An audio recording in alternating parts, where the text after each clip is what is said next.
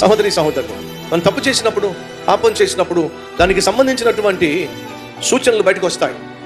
రాబోతున్నటువంటి శిక్ష నీ మీద పడబోతుంది, నీకు కష్టకాలం రాబోతుంది, నీ జీవితంలో ప్రమాదం జరగబోతుంది, నువ్వు ఖచ్చితంగా మూల్యము చెల్లించబోతున్నావు అనే సూచనలు దేవుడు పంపిస్తాడు.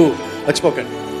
నువ్వు ఎప్పుడు తప్పు చేసినా, ఏ పాపం చేసినా సరే, నువ్వు చేస్తున్న పాపానికి పర్యవసానముగా నువ్వు శిక్ష పొందుకోబోతున్నావు అని నువ్వు గ్రహించటానికి దేవుడు కొన్ని సంకేతాలు పంపిస్తాడు. ఆ సంకేతాలను గుర్తించినప్పుడు, నేను చేసిన పాపం వల్లే ఇది జరుగుతుంది, నేను చేసిన తప్పు వల్లే నాకు ఇదంతా జరుగుతుంది అని నీ మనసుకు తెలుస్తూనే ఉంటుంది.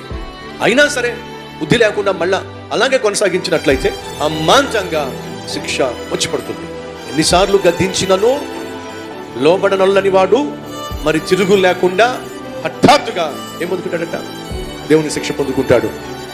కాబట్టి మన జీవితంలో హఠాత్తుగా దేవుని శిక్ష వచ్చి పడకుండా ఉండాలి అని అంటే, నువ్వు చేస్తున్న పాపం ఏమిటో, చేసిన పాపం ఏమిటో ఉన్నది ఉన్నట్టుగా వచ్చి దేవుని సన్నిధిలో ఒప్పుకో, చెప్పుకో, పశ్చాత్తాపడు, విడిచిపెట్టేసే.